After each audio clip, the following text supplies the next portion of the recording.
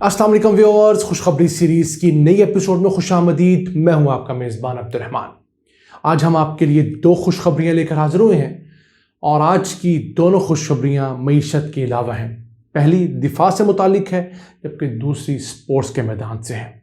पहली खुशखबरी तो ये है कि पाकिस्तान ने एक और state of the art fighter aircraft ख़रीदा है चाइना से, जो कि इंडिया के ख़रीदे गए रफ़ाल का मुकाबला करने के काबिल है।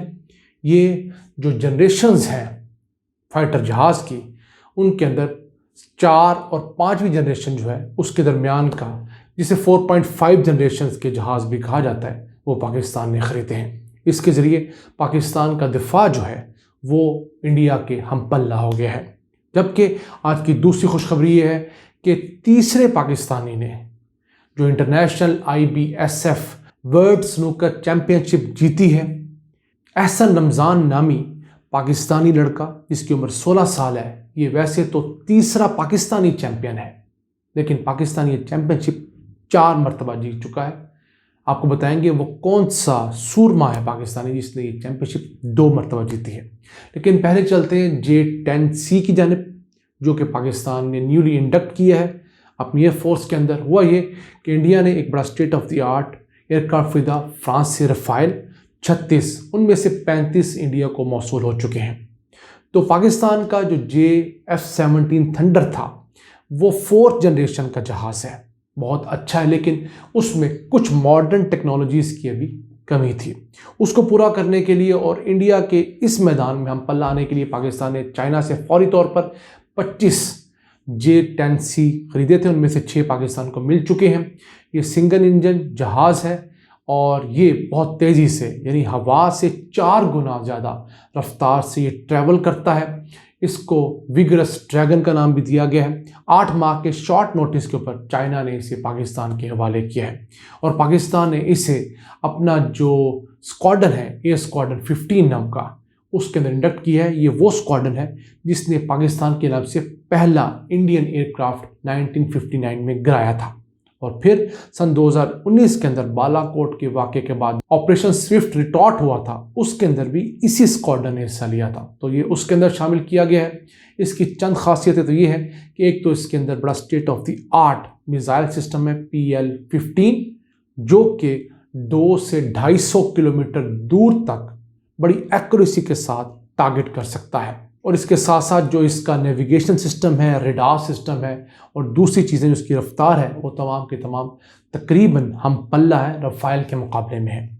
तो अब इसी तरह समझ लीजिए कि अगर आपको किसी काम के लिए 1500-1600 सीसी गाड़ी की ज़रूरत हो तो अब आसानी टोयोटा करोला या इसी कैडर की दूसरी गाड़ी ले सकते हैं। आपको 4500 सीसी की लैंड क्रूज़र लेने की ज़रूरत नहीं। हमारा मुकाबला चूँकि इंडिया के साथ है तो उन्हीं का मुकाबला करने के लिए ये जहाज़ काफ़ी हैं। जो दुनिया के अंदर 5th जनरेशन के जहाज़ हैं, जैसे अमेरिका के पास F-22 रैप्टर है, इसके अलावा F-35 है, सुकोई 57 है रशिया के पास, और चाइना के पास इसी क्लास का J-20 है।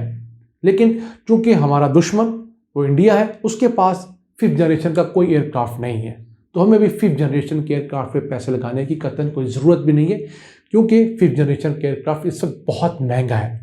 तो जिस तरह का दुश्मन आपके सामने हो, आपको उसी मुताबिक से तैयारी रखनी पड़ती है।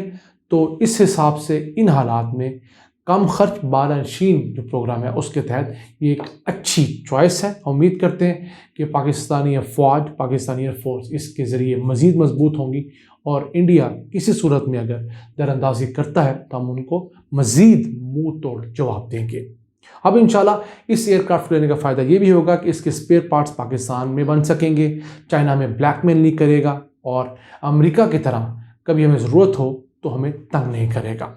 इसी से चलते हैं आज की दूसरी खुशखबरी की तरफ। 16 साल पाकिस्तानी नौजवान एहसन रमज़ान ने ईरानी मुद्दे मुकाबिल आमिर सरकोश को शिकस्त दी है और IBSF स्नूकर चैम्पियनशिप जीती है। ये दुनिया में वर्ल्ड अमेचर स्नूकर चैम्पियनशिप भी कहलाती है, क्योंकि ये प्रोफेशनल से एक लेवल नीचे होता है।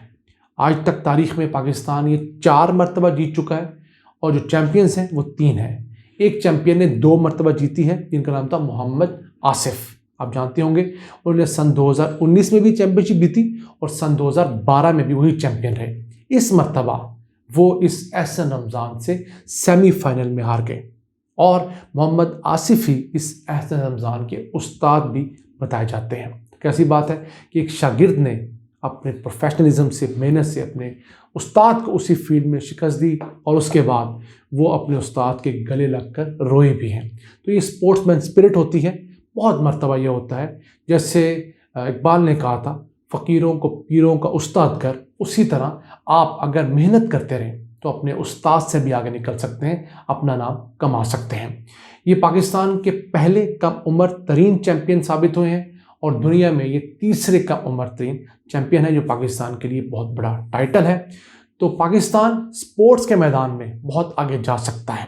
ज़रूरत इस अमर की है कि हमारे स्पोर्ट्समैन्स को उनके बर्ड्स के अंदर, उनकी नर्सरीज़ के, उनकी एकेडमीज़ के अंदर स्पोर्ट की जाए। हुकूमत की जानब से जेन्युइन लोगों को टारगेट किया जाए, उनको फाइनेंशियल सपोर्ट की जाए, फिर उन्हें ट्रेनिंग भी दी जाए। पाकिस्तान रेसलिंग के अंदर बहुत नाम कमा सकता है, पाकिस्तान बॉक्सिंग के अंदर बहुत आगे जा सकता है। ये दो ऐसी फील्ड्स हैं क्योंकि पाकिस्तान एक तवाना तगड़ी कौम है। इनको इन मैदानों में बहुत ज़्यादा तरक्की दी जा सकती है। वहाँ कमी किस चीज़ की है? ट्रेनिंग की। आज भी हमारे पहलवान वही मट्टी वाली जो जगह होती है, अखाड़ा, वहाँ पर ट्रेनिंग करते हैं, जबकि दुनिया भर में अब गद्दे वाली जो रेसलिंग है वो आ गई है। अब मट्टी के डायनेमिक्स और हैं, गद्दे की डायनेमिक्स और हैं। तो मट्टी वाला जब पहलवान गद्दे पर जाता है वहाँ हार जाता है, वहाँ पर इंडिया से जीत जाता है कि उनके पास टेक्निक्स गद्दे वाली होती हैं। इसी तरह ये जो लोग क्रिकेट खेलते हैं उनको पता है जो कच्ची पिच की टेक्निक और है, जो पक्की पिच बनाई जाती है उसकी टेक्निक और है, सड़क की टेक्निक और है। तो हमें चाहिए कि अपनी स्पोर्ट्स की तरफ फोकस करें। इमरान खान कुछ टाइम अगर निकाल पाएँ इस धींगा मुश्ती से तो स्पोर्ट्स के लिए स्पेशल फ़र्ज रखें। नेक नीयत लोग जो हैं स्पोर्ट्स के लिए डिप्यूट करें। 2-3 अरब रुपए का अगर जेन्युइन फंड भी साल का 15 से 20 अगर अच्छे खिलाड़ी तैयार कर देता है तो पाकिस्तान को ओलंपिक जितवा सकते हैं, बाकी बड़ी गेम्स जितवा सकते हैं। आपने अच्छे 3-3 तगड़े प्लेयर्स हर फील्ड में चूज़ करने, मेरिट पर उनको ट्रेन करना है, उनको फाइनेंशियल सपोर्ट करना है, उनकी खुराक अच्छी करनी है। तो आप अज्यूम कर सकते हैं कि पाकिस्तानी नौजवान किस तरह की तब्दीली, कितने बड़े इनामात लाकर पाकिस्तान को सुरखरू कर सकते हैं। इन अल्फाज के साथ अपने मेज़बान अब्दुर्रहमान को इजाज़त दीजिए और अल्लाह से दुआ गो रहिए कि वो इसी तरह पाकिस्तान पर अपनी रहमतों और बरकतों का सिलसिला जारी और सारी रखे। अल्लाह ने के बान।